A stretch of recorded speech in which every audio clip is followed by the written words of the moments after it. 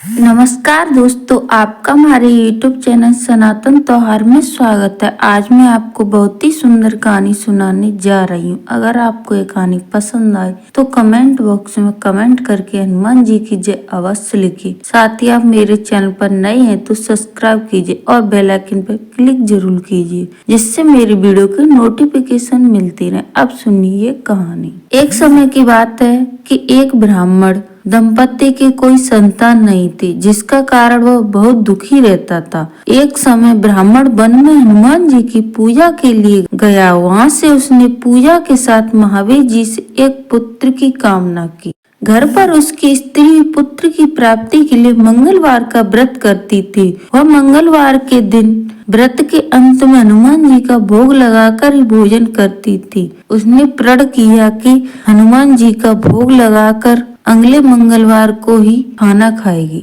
वह भूखी प्यासी 6 दिन तक पड़ी रही। मंगलवार के दिन वह बेहोश हो गई। हनुमान जी की उसकी निष्ठा और लगन को देखकर प्रसन्न हुए। उन्होंने आशीर्वाद स्वरूप ब्राह्मणी को एक पुत्र दिया और कहा कि यह तुम्हारी बहुत सेवा करेगा। बालक को पाकर ब्राह्मणी अति प्रसन्न हुई। उसने बालक का नाम मंगल रखा। कुछ समय उपरांत जब ब्राह्मण घर आया तो बालक को देखकर वह पूछने लगा, यह कौन है? पत्नी बोली कि यह मंगलवार व्रत से प्रसन्न होकर हनुमान जी ने उसे यह बालक दिया है। ब्राह्मण को अपनी पत्नी की बात पर विश्वास नहीं हुआ। एक दिन मौका देखकर ब्राह्मण ने बालक को कुएं में गिरा दिया। घर पर लौटने पर ब्राह्मणी ने पूछा कि मंगल कहाँ है? तभी पीछे से मंगल मुस्कुराकर आ गया। उसे वापस देख ब्राह्मण आश्चर्यचकित रह गया। रात को हनुमान जी ने उसे स्वप्न में दर्शन दिए और बताया कि यह पुत्र उसे उन्होंने ही दिया है।